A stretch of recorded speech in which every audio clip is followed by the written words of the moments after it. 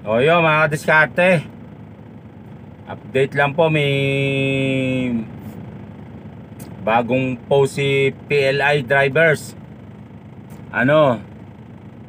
Hiring tanker driver for General Santos City and South Cotabato, sa Mindanao yan. Mga gustong sumubok, ayun pwede kayong mag-email or sadya sa office ni PLI sa C5 Pasig sa San Miguel Foods Compound. Yan, malapit lang sa Petron Gasoline Station C5.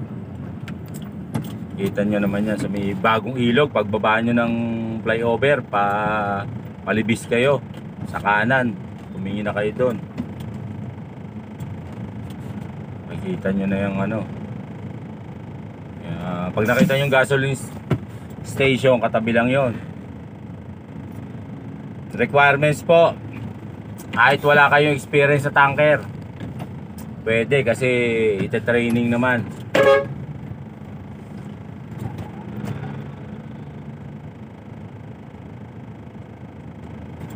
Basta may experience po kayo sa truck. Kung halimbawa sa 10-wheeler kayo, 10-wheeler na applyan nyo,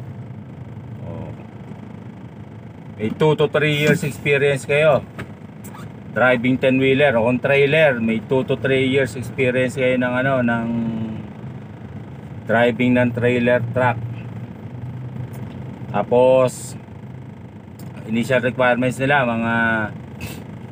kailangan may high school diploma, may mga COE, tapos yung mga police clearance, NBI, barangay, mga SSS number, PhilHealth, Pag-ibig. Tapos dito complete benefits,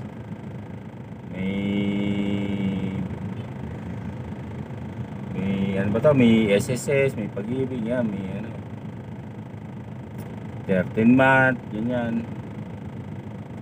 Tsaka nga pala, sa rin, sa Limay Bataan, hiring din sila ng ng mga mekaniko, helper mechanic, automotive mechanic, automotive electrician, automotive painter, latero, helper ng latero o helper ng pintor, ganyan. Ayun, sa complete details po, search niyo sa FB yung page ni PLI drivers.